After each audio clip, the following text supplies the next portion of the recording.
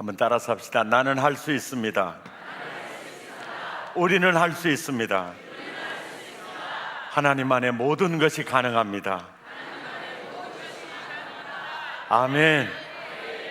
6월 4일 지도자를 뽑는 아주 중요한 선거가 있지요.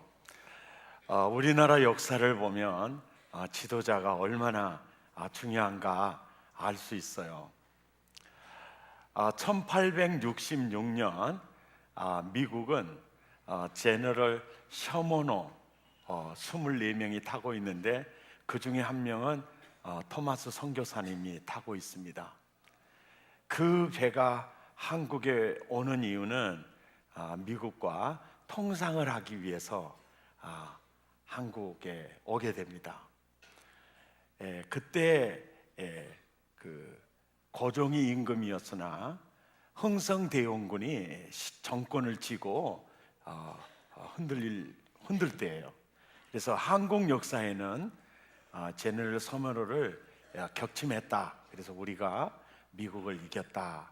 이렇게 기록을 하고 있지만은 그것은 최대의 실수, 한국의 엄청난 그 실수, 지도자의 판단 착오가 국가 운명을 완전히 그 힘든 상황으로 몰고 가는 그런 일이었어요. 그리고 또 한 번의 기회가 오는데 그 후로 5년 뒤에 1871년 6월 10일 날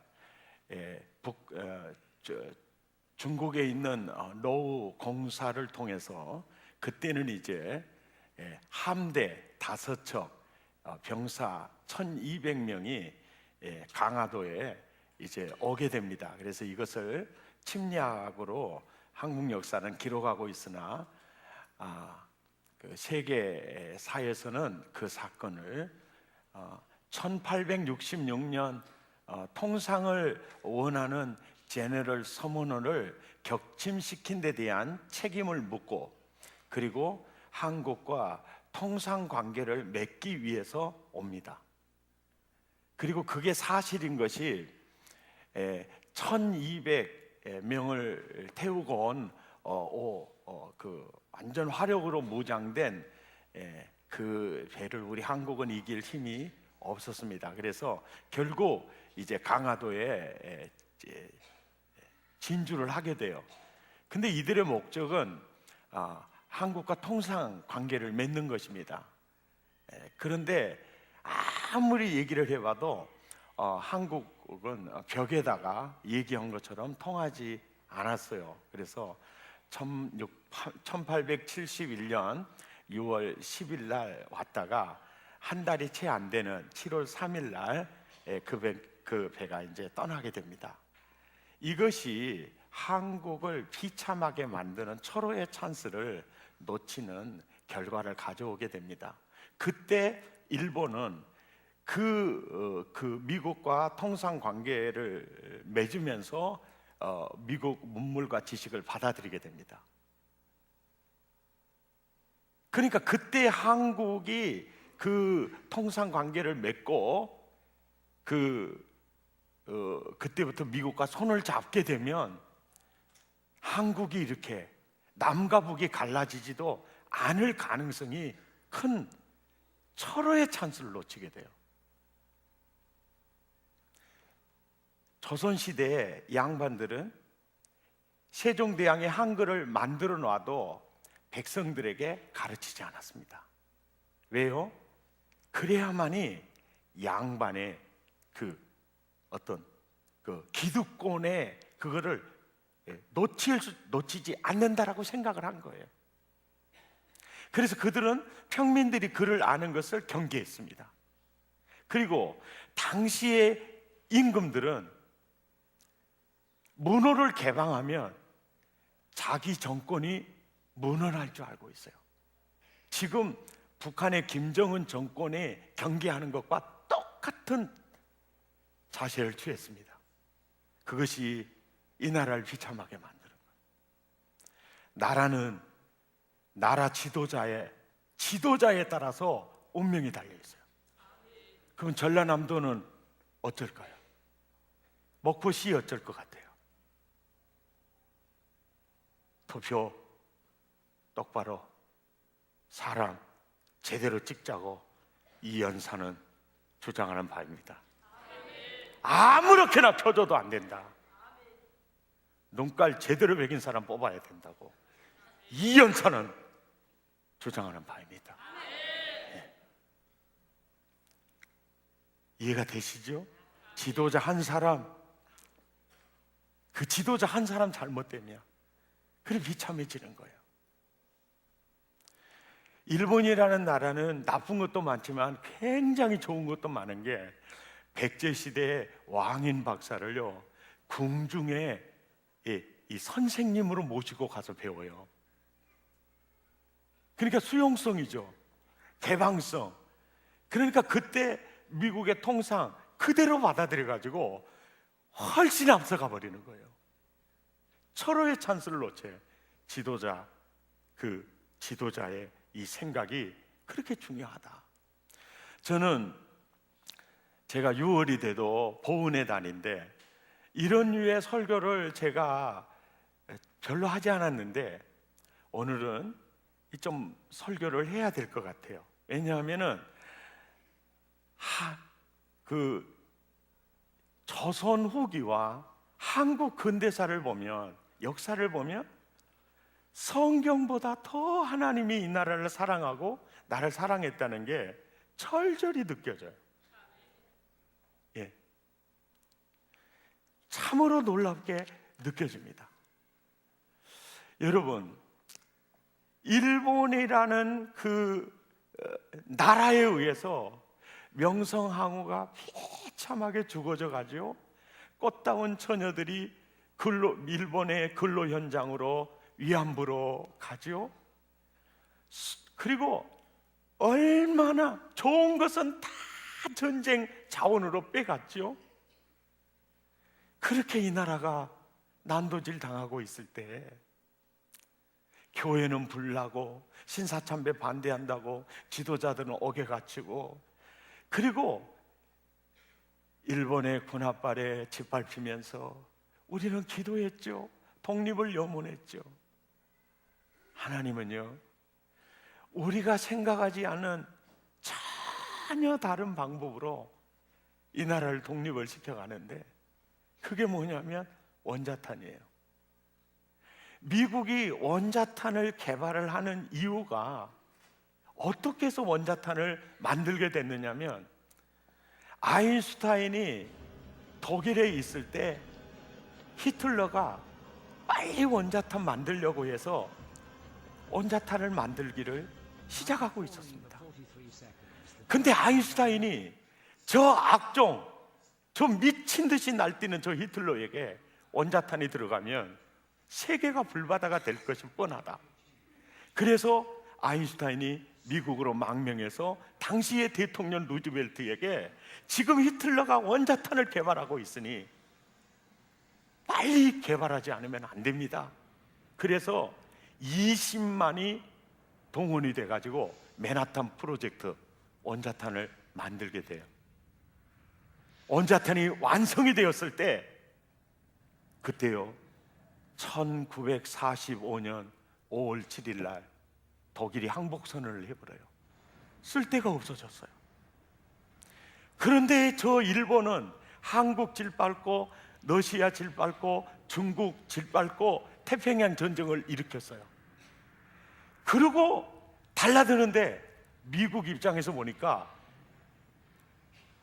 미국이 전쟁을 해봐도 일본 병사들처럼 악질이 없는 거예요. 죽기 살기 판단하고 쳐들어오는데 이길 길이 없어요. 그래서 각하 원자탄을 씁시다.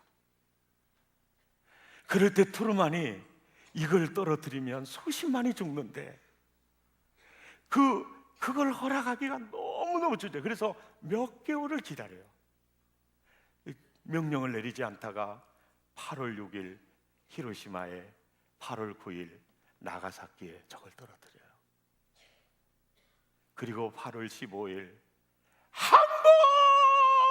그럴 때 우리는 독립이 된 거야. 이야, 놀라운 거예요. 그래서 저는 이 사건을 이사야 43장 3절 이 말씀을 읽을 때마다 그 생각이 나요. 함께 읽죠. 시작. 대저 나는 여호와 내 하나님이요 내 구원자임이라. 내가 히로시마를 너의 속량물로 나가사키를 너를 대신하여 주었노라. 예. 아멘입니까? 이야, 여러분, 히로시마에 원자탄 떨어뜨리고요, 모든 일본을 완전히 잠잠케 만들고요, 대한민국의 독립에 은총을 허락한 사건. 여러분, 사람이요 무엇으로 심든지 그대로 거두리라. 악이 승리할 것처럼 다 느끼고 있었죠? 아니요, 역사의 수레바퀴는요 정확히 진행되고 있었어요. 유병헌이라는 교주도 한국 교회를 얼마나 많이 영혼을 도둑질해 갔는지 몰라요. 그때 당시에 구원파 따라가면 큰일 난다고 해도 따라간 사람들이 있었어요. 보십시오. 그들의 노동력을 착취하고, 전부 돈들은 자기 자녀들에게 다 해놓고, 많은 회사들은요 다 청해진처럼 거품만 만들어 놓은 거예요. 왜요? 땅 사고 더 큰 돈 얻고 그놈 빼서 자기 자식들 주고 다 그 모양 만들어 놨어요. 이제는 야 됐다 그랬죠? 아니요, 하나님의 심판은요 정확히 나타나는 거예요. 여러분, 하나님을 회개할 기회는 주십니다. 1000년을 하루같이 주세요. 여러분이 정말 혹시나 악한 생각으로, 악한 방법으로 뭔가를 심어놨다면 하나님의 심판이 임하기 전에 회개할 필요가 있어요. 있습니다. 지금요, 야 기독교 위기다, 힘들다. 여러분, 사람들이 기독교를 인정하니까 기독교가 2000년의 역사로 많은 민족을 살려 나온 게 아닙니다. 하나님 자신이, 예수 그리스도 자신이 그분의 교회를 지키십니다. 아멘입니까? 그래서 저는 이 한국이 독립되는 이 역사를 보면, 야, 하나님의 은혜다. 그리고 우리의 독립은 히로시마와 나가사키에 20만 명을 희생시키고 이 나라를 살린 거예요. 그래서 저는 처음에 성경을 읽으면서 내가 애굽을 너의 속량물로 구스와 스바를 너의 대신으로 주었다, 나는 전혀 이 말씀을 이해할 수가 없었어요. 그리고요, 한국전쟁도요. 여러분, 미국이라는 나라가요 참에 손을 내밀 때 대동강변에서 격침시켰어요. 5년 뒤에 다시 손을 내밀 때 그렇게 냉정하게 뿌리쳤어요. 미국이라는 나라가 한국에 대해서 느낌이 좋지가 않아요. 그리고 일본은 하이 하면서 막 하니까 굉장히 좋아했어요. 나중에 뒤통수 칠 줄은 몰랐지. 미국 사람들도 사람 잘 못 보더라고요. 아니 또 고자이 맞어요. 하이 하니까 야 좋은 사람들이다 이제. 무서워요. 몰랐지요. 1950년 6월 25일 새벽에 스탈린의 도움으로 탱크와 장갑차를 몰고 김일성이 남침을 감행했을 때 당시에 주미 대사 존 무치오 대사가 당시에 국방부 장관, 국무장관 딘 에치슨에게 북한 공산 세력이 스탈린의 도움으로 장갑차와 탱크를 앞세워 남침하였습니다. 보고받은 에치슨이 바로 대통령에게, 트루먼에게 보고합니다. 그리고 그 다음 날 이제 백악관에서 이 안보회의가 이렇게 열리는데 참 놀라운 일이에요. 빌리그리함이 당시에 백악관의 그 목사님이 그 전보를 바로 치는 거예요. 각하, 한국에는 많은 기독교인들이 살고 있습니다. 만일 우리가 도와주지 않으면 그들은 다 처형될 것입니다. 각하, 한국을 도와주십시오. 이 전보를 받습니다.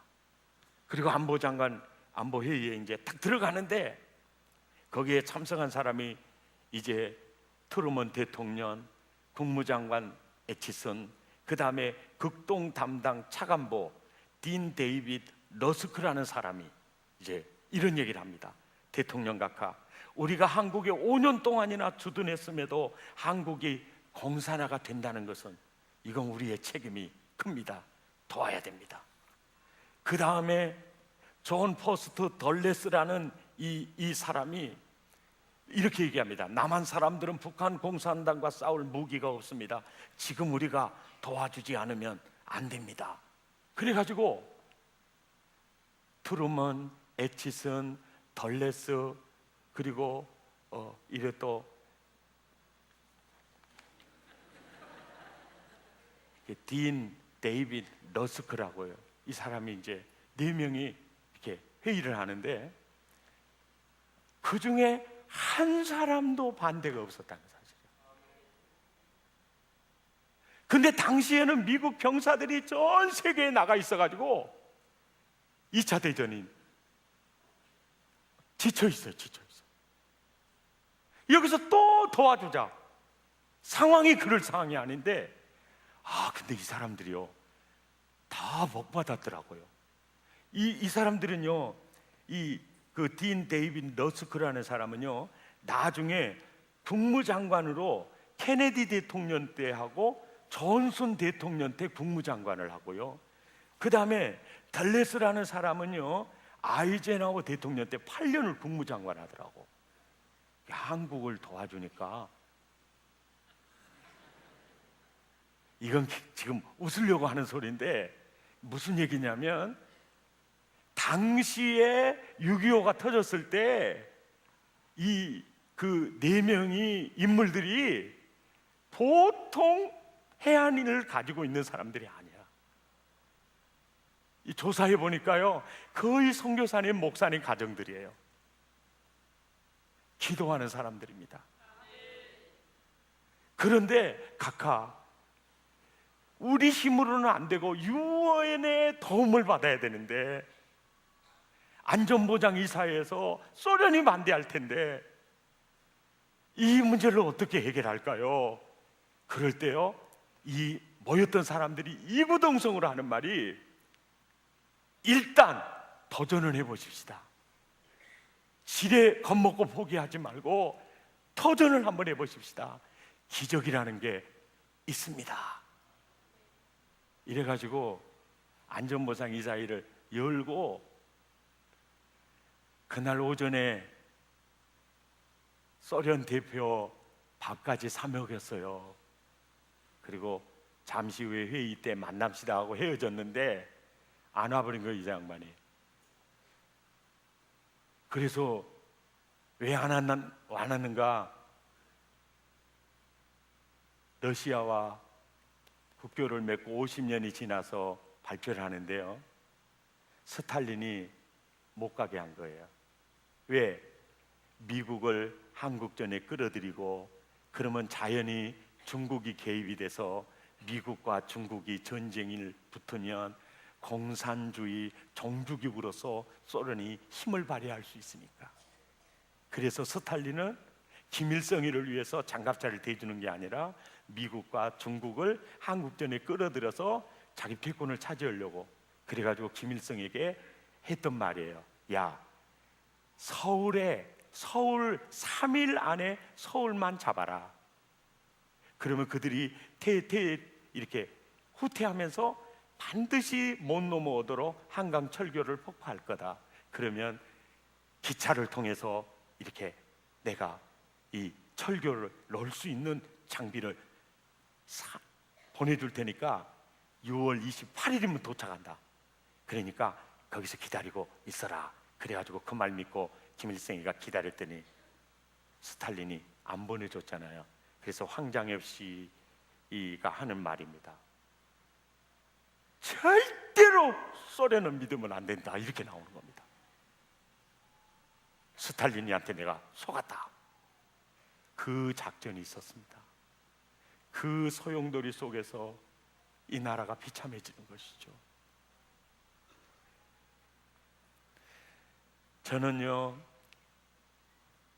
유엔군이 이 나라를 위해서 15만 명의 사상자가 나는데 그 중에 사망자가 4만 명가량, 부상자가 10만 명, 실종 포로가 약 1만 명 정도가 돼요. 미국은 약 3만 6천 명이 죽고요, 실종이 한 4천 명 정도 실종이 돼요. 영국도 4만 908명이 사상자를 내고, 호주도 1584명이 나요. 그리고 네덜란드, 캐나다, 뉴질랜드, 프랑스, 필리핀, 터키, 타이, 그리스, 남아공, 벨기에, 룩셈부르크, 콜롬비아, 이디오피아, 노르웨이가 참전을 해요. 유엔군이 아니었으면 우리나라 부산만 남아 있을까요? 아니에요. 남아 있을 수가 없어요. 이들이 아니었으면요, 지금도 김정은 동지 만세 이라고 있었어요. 아찔한 생각이 들지 않습니까?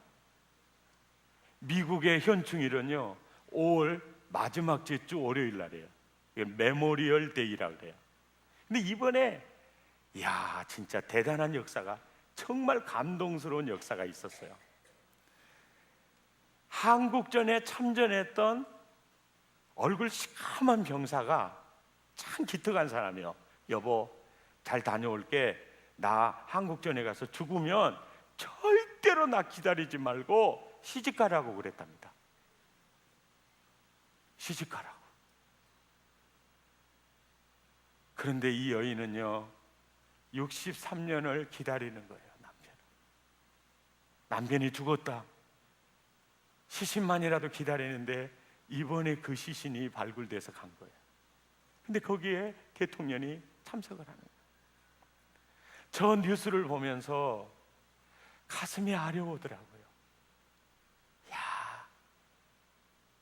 한국을 위해서, 나를 위해서 저렇게 희생하는 사람이 많구나. 그래서 내 지금부터는요 얼굴 시커머신 분들 존경하기로 생각했어요. 절대 연탄이라고도 말하지 않기로 했어요. 옆 사람한테 물어봐. 집이 63년 기다리겠어? 물어봐. 집에 가서 물어봐요. 김원창 집사님 63년 기다리겠어요? 박명자 권사님 기다리겠어요? 뭐라고 대답하냐면은, 목사님 저는 100년도 기다립니다, 이렇게 말씀하셨어요. 그리고요 그뿐만이 아니에요. 그 유엔군뿐만이 아니에요. 한국에도 사상자가 62만 명 정도 되고요, 사망자와 실종자가 거의 15만 명 가량이 돼요. 부상자는 45만 명 가량이 되는데, 그 중에서는요 학도병들이 있어요. 학도병들이요. 그런데 사람들은 그 학도병들이 총알바지였다, 그런 얘기를 하는데, 그 학도병들이 버텨주지 않았으면 인천 상륙작전 하기 전에 부산이 함락이 돼버려요. 그러니까 한국 전쟁사에서 학도병의 역할이 이 나라 살린 거예요. 한 학도병의 그 편지를 제가 읽어드리겠습니다. 어머님, 나는 사람을 죽였습니다. 수류탄이라는 무서운 폭발 무기를 던져 일순간에 죽이고 말았습니다. 어머니, 적은 다리가 떨어져 나가고 팔이 떨어져 나갔습니다. 아무리 적이라지만 그들도 사람이라고 생각하니, 더욱이 같은 피를 나눈 동족이라고 생각하니 가슴이 답답하고 무겁습니다. 어머님, 전쟁은 왜 해야 하나요? 이 복잡하고 괴로운 심정을 어머님께 알려드려야 내 마음이 가라앉을 것 같습니다. 저는 무서운 생각이 듭니다. 지금 내 옆에서 수많은 학우들이 죽음을 기다리고 있는 듯 저기 덤벼들 것을 기다리며 뜨거운 햇볕 아래 엎드려 있습니다. 적은 너무나 많습니다. 그러나 저희들은 겨우 71명 뿐입니다. 이제 어떻게 될 것인가를 생각하면 무섭습니다. 어제 저는 내복을 제 손으로 빨아 입었습니다.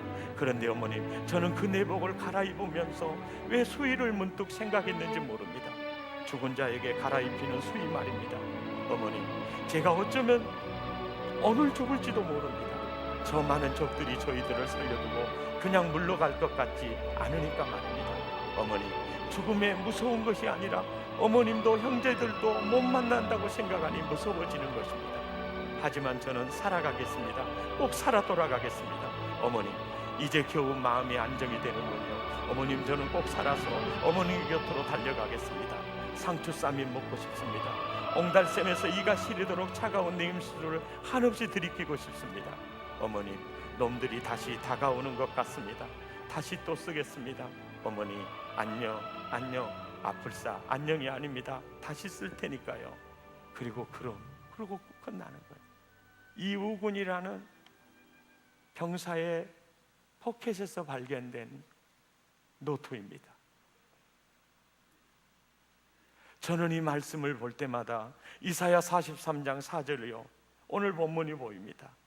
내가 내 눈에 보배롭고 존귀하며 내가 너를 사랑하였은즉 내가 네 대신에 사람을 주며 백성들이 내 생명을 대신하게 될 거다. 그러면서 바울 사도의 고백이 생각이 납니다. 로마서 1장 14절입니다. 시작. 헬라인이나 야만인이나 지혜 있는 자나 어리석은 자에게 다 내가 빚진 자다. 아멘입니까? 여러분, 가만히 6월 달에 내가 생각해 보니까 나는 만국의 빚을 지고 있더라고요. 그 학도병 한 사람 한 사람의 빚을 지고 있더라고요. 큰 빚을 지고 있는 내가 나만을 위해서 산다면 내가 사람의 도리가 사람이 아닌 것 같아요.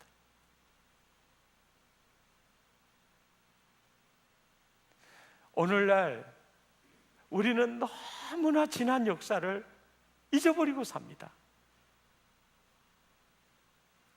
가만히 생각해 보면 우리는 상상할 수 없는 은혜의 빚을 지고 사는 사람들이에요.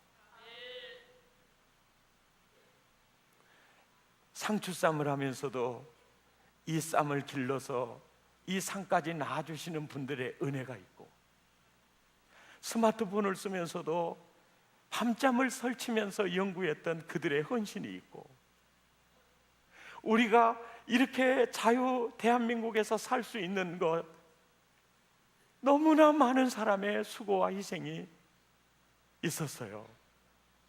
그렇다면 오늘 내가 어떤 인생을 살아야 할 것인가? 재밌는 얘기 하나 해드릴게요. 장닭이요, 날이면 날마다 너무너무 행복하게 사는 거예요. 그 집에서 함께 자라고 있던 강아지가 짱다가, 야, 너는 왜 그렇게 날마다 즐겁니? 그럼 너무너무 즐겁지. 야, 뭐가 그렇게 즐겁니? 야, 이 강아지야, 이렇게 하는 거야. 이 개새끼야.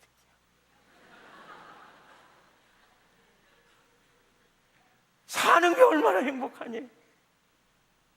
너 그렇게 뭐가 그리 좋은데? 야, 이래봬도 말이야, 내가 새벽에 울잖아? 그러면 주인들 빠딱빠딱 일어나서 들로 나간다. 얼마나 신나니? 그뿐인 줄 아니? 내 울음소리를 들으려고 날마다 동쪽에서 태양이 떠오른다. 이 얼마나 신나는 일이니? 그러니까 이 강아지가 그러는 거야. 그래도 이놈아, 너 주인이 너 잡아먹어. 그럴 때 이 강아지야, 내가 죽어서 주인을 살릴 수 있다면, 내가 주인의 생명이 될 수 있다면, 그렇게 멋진 죽음이 어디 있니? 뭔 말인지 아시겠습니까? 이게 무슨 얘기냐면, 사람은요, 생각이 그렇게 중요하다는 거죠. 네. 내가 죽어서 내 주인의 생명을 살릴 수 있다면 그 얼마나 멋진 죽음이냐? 생각해 보니까 굉장히, 우리 전우자분 눈을 쳐다보면서 자칫 잘못하다 이거 짱닭보다 못한 인생을 살겠네, 그러고 말 좀 해줘봐요. 자칫 잘못하다 짱닭보다 못한 인생을 살겠네. 아멘입니까? 여러분, 우리 큰 빚을 지고 사는 사람들, 안 진 것처럼 살지 말고, 주님, 내가 어떻게 살기를 원하십니까? 물어보니까 오늘 본문 5절에 시작, 두려워하지 말라, 내가 너와 함께하여 내 자손을 어디서부터? 동쪽에서부터 오게 해라. 내 백성들을 동쪽에서부터 오게 해라. 6절을 보세요. 먼 곳에서 내 아들들을 이끌며, 땅 끝에서 내 백성을 오게 해라. 이게 하나님이 하시는 말씀이요. 한국 백성이요, 한국 백성이요, 내가 너를 사랑하였은즉, 내가 사람을 주어 너를 바꿨은즉, 너도 열방을 살리는 생명의 도구가 되어라. 아멘입니까? 7절에도 보면 내 이름으로 불려지는 모든 자 곧 내가 내 영광을 위하여 창조한 자를 오게 해라. 그런데 그들은요, 8절을 보니까 눈이 있어도 보지 못하고 귀가 있어도 듣지 못하는 그 백성들의 축복에 오도록, 은혜 속에 오도록 승리하는 여러분 되시기를 축복합니다. 멋진 삶을 사시기를 축복합니다. 우리가 6월을 지내면서 6월 6일도 6월 25일도 지내면서, 야, 내가 큰 빚을 지고 사는 사람, 이제는 가장 가까이에 있는 이웃에게부터 덜 빚을 갚으면서, 우리의 남은 인생을 살자고 이 연사는 주장하는 바입니다. 죄악에 썩은 내 육신을 주님이 쓰시려 했네. 죽음의 덫에 걸려있는 몸 주님이 쓰시려 했네. 속죄하는 손 치유하시고 속죄하는 마음 치유하셨네. 새 생명을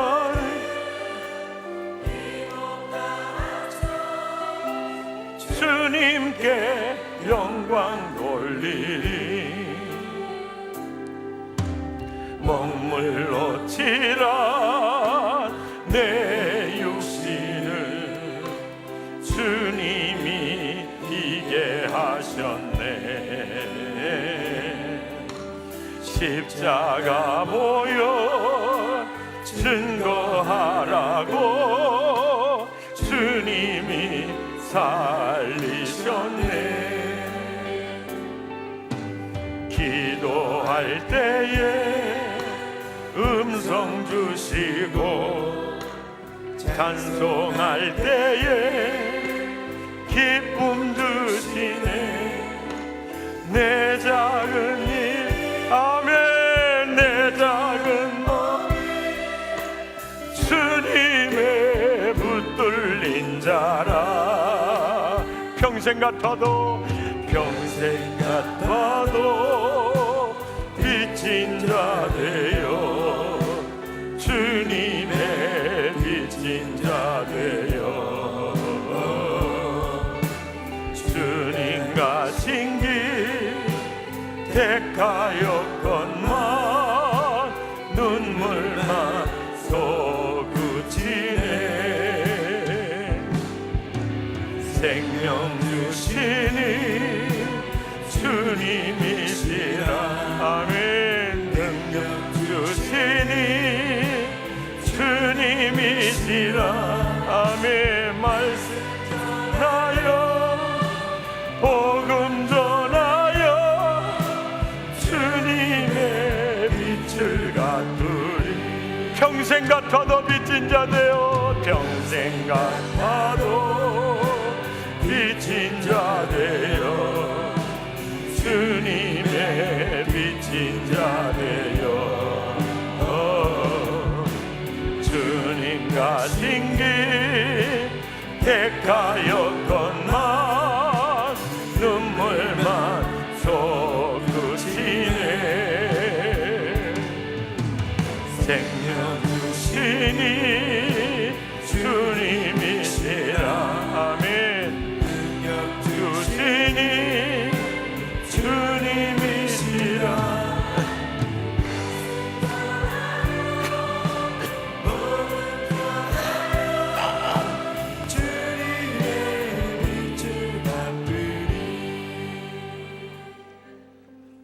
기도하겠습니다.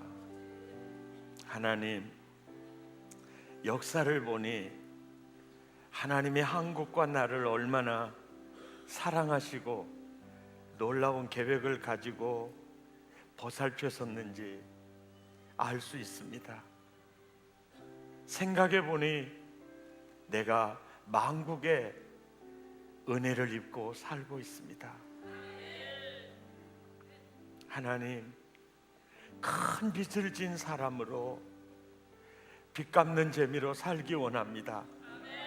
가까이에 있는 가족에게부터 이웃에게, 직장 동료에게 하나님 덜 빚 갚으며 살기 원합니다.